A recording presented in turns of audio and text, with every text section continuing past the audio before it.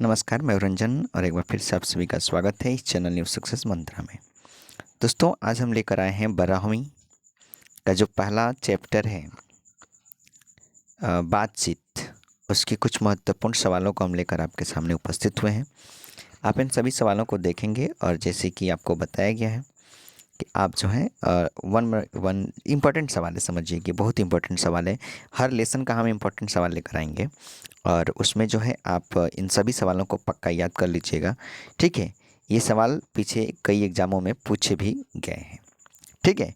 पिछले कई सालों में पूछे भी गए हैं, तो आप इसको इग्नोर नहीं करेंगे। ये बिल्कुल ही उस चैप्टर का इम्पोर्टेंट सवाल है। क्लियर है? चलिए बात करते हैं, शुरू करते हैं। बातचीत, जो कि आपको पता है बालकृष्ण भट्ट के द्वारा लिखा गया है।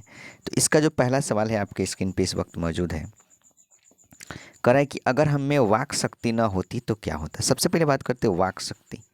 यहाँ पे वाक शक्ति होगा, ठीक है। वाक शक्ति होता है, याद रखिएगा, बोलने की शक्ति। वाक शक्ति मतलब क्या है? बोलने की शक्ति। तो अगर वाक शक्ति ना होती तो क्या होता? अब आप समझ सकते हैं कि अगर बोलने की शक्ति नहीं होती तो क्या होता, लोग बोल नहीं पाते तो क्या होता, ठीक है। जैसे कि आप देख सकते हैं आंसर में कि अगर हम में लिखा हुआ है, गौर फरमाइएगा, कि अगर हम में वाक शक्ति ना होती तो मनुष्य गूंगा होता। सिंपल बात है, जब आदमी बोल ही नहीं पाता तो गूंग होता, अर्थात वो अपनी भावनाओं को व्यक्त कर पाने में असमर्थ होता।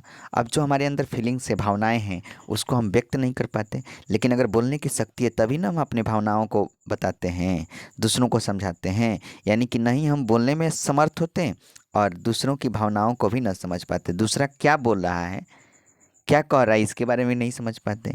यानी कि वाक शक्ति बहुत ही इंपॉर्टेंट है। आप इसको नोटबुक में अपने नोट कर लीजिएगा पक्का, ठीक है। ज़रूर नोट करके और याद करिएगा। आगे है कि मनुष्य को ईश्वर के द्वारा प्राप्त अनेक उपहारों में से सबसे महत्वपूर्ण वाक शक्ति है।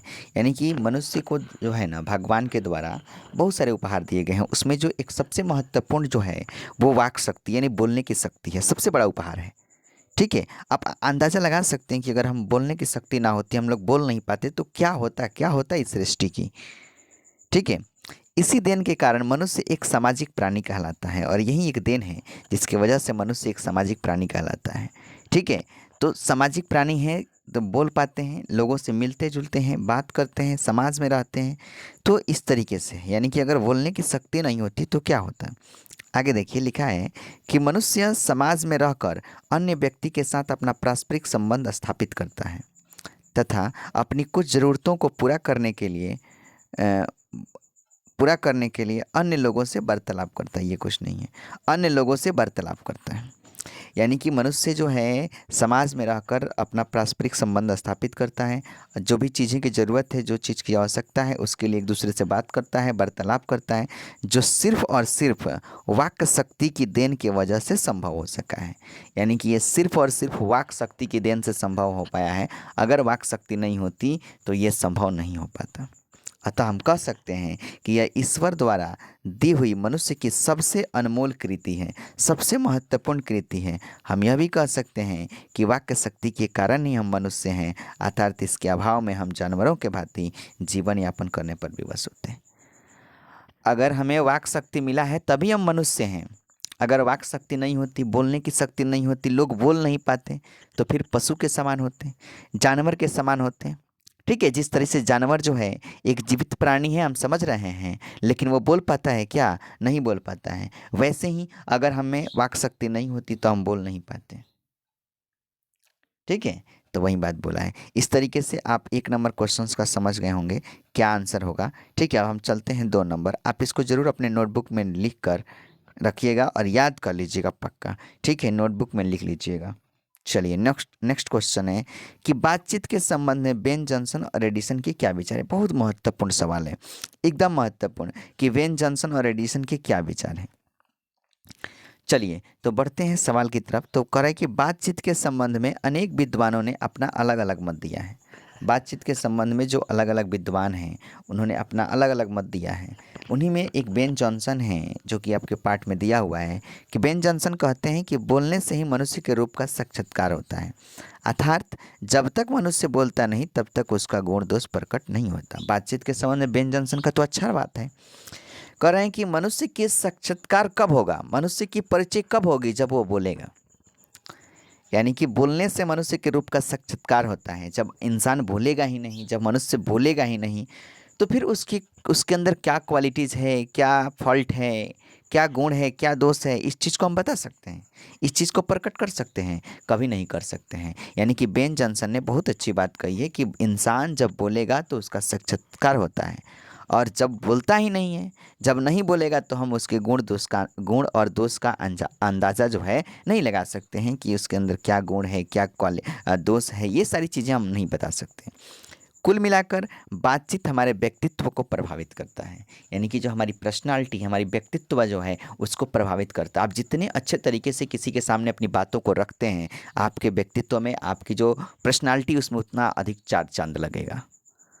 तो बातचीत हमारे व्यक्तित्व को प्रभावित करता है। वहीं एक दूसरा जो है वैज्ञानिक विद्वान एडिसन, उनका कहना है कि असल बातचीत सिर्फ दो व्यक्तियों में ही हो सकती है। जो असल बातचीत होता है सिर्फ दो में हो सकता है, अर्थात जब दो आदमी होते हैं तभी अपना दिल एक दूसरे के सामने बोलते हैं। ऐसे बातचीत में कोई हिचकिचाहट नहीं होती है। यानी कि एडिसन का कहना है कि जो असल बातचीत होती है, ओरिजिनल बातचीत, वो दो ही व्यक्ति के बीच होता है। दो व्यक्ति आपस में बात कर रहे हैं तो वो अपनी दिल की बात एकदम, जो उनकी परेशानी है, समस्या है, अपने आप को रखेंगे। लेकिन जब दो से अधिक हुए ना, तब वे असल बातचीत नहीं कहलाता है। उसमें लोग अपनी जो है बातों को अच्छे तरीके से नहीं रख सकते हैं। लेकिन जब दो आदमी होता है तो असल बातचीत वहीं दो व्यक्ति के बीच में होता है।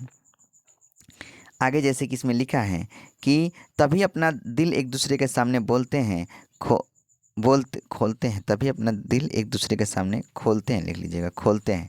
ऐसे बातचीत में कोई हिचकिचाहट नहीं होती है, भावनाओं पर भी कोई बंदिश नहीं होती है, और बातचीत असल होता है, अर्थात इसमें कोई लाग लपेट नहीं होता है।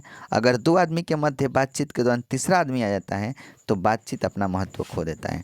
तो असल बातचीत हमने क्या सीखा कि असल बातचीत सिर्फ दो ही के व्यक्ति के बीच हो सकता है। दो से अधिक हुए तो वो असल बातचीत नहीं होता है। हम बातचीत का महत्व को खो देते हैं, यानी कि दूसरे टॉपिक पे हम लोग बात करना चालू कर देते हैं। ठीक है, अर्थात इसमें बनावट और हिचकिचाहट का समावेश हो जाता है, और बातचीत खुल जाने के डर से लोग अपनी भावनाओं को दमन करने लगते हैं। यानी कि अगर दो से अधिक हुए तो लोग अपने दिल की बात नहीं बोलेंगे। क्यों भाई नहीं बोलेंगे? क्योंकि अब दो से अधिक हुए तो बातचीत खुल जाएगा। ठीक है, बातचीत जब ओपन हो जाएगा, कोई भी बातें हैं अगर वो ओपन हो जाएगी तो फिर गड़बड़ हो जाएगा। इसीलिए असल बातचीत हमेशा दो व्यक्ति के बीच होता है। ये किसका मत है? तो एडिसन का। और बेन जॉनसन क्या बोला था कि बोलने से मनुष्य के गुण दोष का प्रकट होता है। तो इस तरीके से क्वेश्चन नंबर 2 जो है बहुत ही इंपॉर्टेंट रहा है। क्वेश्चन नंबर 3 तो एग्जाम में पूछा हुआ सवाल है, आपसे पूछा है कि आर्ट ऑफ कन्वर्सेशन क्या है। आर्ट ऑफ कन्वर्सेशन क्या है? माने कन्वर्सेशन का मतलब होता है बातचीत। बातचीत करने की जो हुनर है, कला है, वो क्या है, कैसे बातचीत करना चाहिए। ठीक है, जब आप कहीं बात कर रहे हो तो कैसी आपकी जो बातचीत की शैली होनी चाहिए, वो कैसी होनी चाहिए, इसके बारे में बताएं। तो देखिए, आर्ट ऑफ कन्वर्सेशन बातचीत करने की उत्तम कला है, जो कहाँ मिलता है? यूरोप के लोगों में प्रचलित है। ठीक है, इस कला के माध्यम से लोग चतुराई से प्रसंग छेड़ते हैं, जिन्हें सुनकर कान को अत्यंत सुख मिलता है। यानी कि किसी को अगर बात करने की कला है ना, तो उसकी बात को अगर आप सुनते हैं तो इतना अच्छा लगता है, इतना सुकून मिलता है आपको। ठीक है, कि सुनकर आपको कान को एकदम सुख मिलता है, बहुत अच्छा लगता है, कितना अच्छा बात कर रहा है, इस तरीके की चीज़ें जो हैं आपको लगता है। इसे सुहृदय गोष्ठी भी कहते हैं। जब आदमी अच्छा बात करता है, कोई अच्छा बात कर रहा है, उसकी बातचीत करने की जो कला है वो बहुत अच्छा है।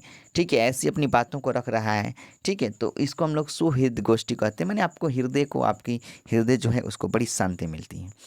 इस दौरान लोग अपनी योग्यता और ज्ञान को ध्यान में रखकर शब्दों को चतुराई के साथ उपयोग करते हैं, जिससे लोगों में रसाभास का अनुभव होता है। जब आर्ट ऑफ कन्वर्सेशन एक ऐसी कला है जिसमें लोग जब बातचीत करते हैं तो अपनी योग्यता और ज्ञान को ध्यान में रखकर, यानी कि योग्यता को ध्यान में रखते कहाँ तक पढ़े हुए हैं, ज्ञान कहाँ तक है।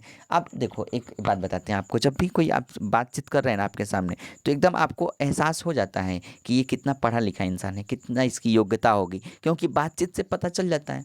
अगर किसी को बातें नहीं करने आता है तो इसका मतलब ये है कि वो नहीं पढ़ा होगा, अशिक्षित होगा। ठीक है, तो बातचीत सबसे इम्पोर्टेंट चीज़ है। बातचीत से आपकी पता चल जाता है, कपड़ों से आपकी पहचान नहीं हो पाती, जबकि बातचीत से आप पहचान जाते हो कि आपके पास क्या योग्यता है, क्या क्वालिटी है आपके पास, ये सारी चीज़ें। ठीक है, तो वहीं बोला है। तो हमें ऐसी बातचीत करना चाहिए जिससे अगर कोई लोग सुन रहा है तो उसको रस की प्राप्ति हो, आनंद आए, आपकी बातों में एकदम मतलब क्या है, झूम जाए।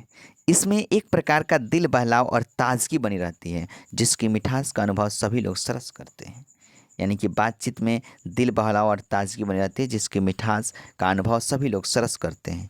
इस प्रकार आर्ट ऑफ कन्वर्सेशन मनुष्य के द्वारा आपस आपस बातचीत की उत्तम कला है, जिसके द्वारा मनुष्य बातचीत को हमेशा आनंदमय बनाए रखने की चेष्टा करता है।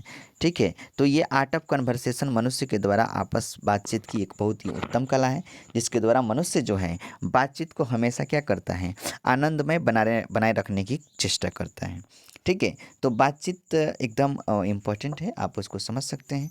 ठीक, और आर्ट ऑफ कन्वर्सेशन क्या है इस चीज़ को भी आप जान गए। ठीक है, तो जब भी हम बातचीत कर रहे हैं आर्ट ऑफ कन्वर्सेशन, तो आर्ट ऑफ कन्वर्सेशन ही एक प्रकार की कला हो जाएगी, जिसमें बातचीत के तरीके को, बातचीत के सलीकों को सिखाया जाता है। ठीक है, और इंसान को ऐसी बातचीत करनी चाहिए, इस तरीके से अपने शब्दों को रखना चाहिए, ताकि जो दूसरा कोई सुन रहा है तो आपकी बातों को सुनकर उसको रस आए, रस की अनुभूति प्राप्त करे, आनंद प्राप्त करे, ऐसी बातें।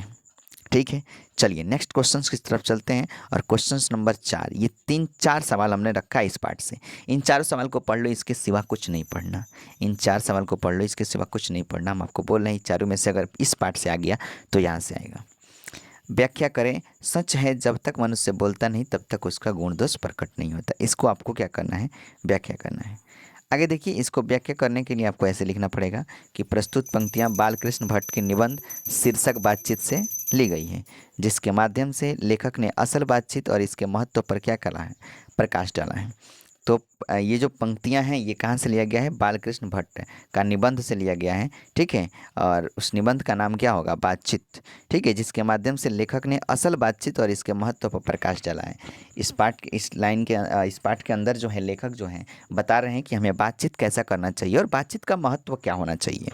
ठीक है, लेखक आगे बताते हैं कि असल बातचीत से ही उत्तम चेतना का विकास होता है, अगर आत्मचेतना का विकास होता है, सॉरी, अगर असल बातचीत करते हैं तो उससे आपको सुकून मिलता है, अच्छे तरीके से अपने शब्दों को रखते हैं तो आपको कितना अच्छा लगता है, तो आत्मचेतना का विकास होता है। अगर मनुष्य अपने वाणी पर संयम रखता है और सलीके से बातचीत करता है तो इससे उसके गुण का पता चलता है।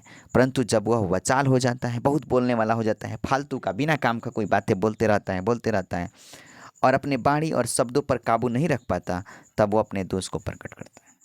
यानी कि कहने का मतलब है लेखक का कि मनुष्य को अपनी वाणी पर संयम रखना चाहिए। जो आप वाणी बोल रहे हो वो सोच समझ के बोलो, सलीके से बोलो, इतना अच्छे से अपनी बातों को रखो कि उसके गुण का पता चलता है। इससे आप पता चलेगा कि आप जो हैं, ये जो इंसान सामने जो बातें कर रहा है इंसान, ये बहुत अच्छे हैं, गुणवान हैं, विद्वान हैं, उसके पास क्वालिटी है, तभी अपनी बातों को सलीके से रख रहा है। लेकिन कभी कभी कुछ लोग ऐसे हो जाते हैं जो बहुत वाचाल हो जाते हैं, फटर फटर फटर फटर बोलते रहते हैं, मतलब अपने शब्दों को काबू नहीं रख पाते हैं, शब्दों पे उनका नियंत्रण नहीं हो पाता है। तब इस कंडीशंस में वे अपने दोष को प्रकट करते हैं।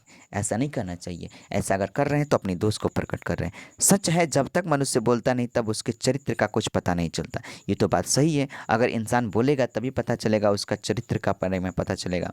परंतु वह जैसे ही कुछ बात करने लगता है उसकी वाणी के माध्यम से गुण दोष प्रकट होने लगते हैं।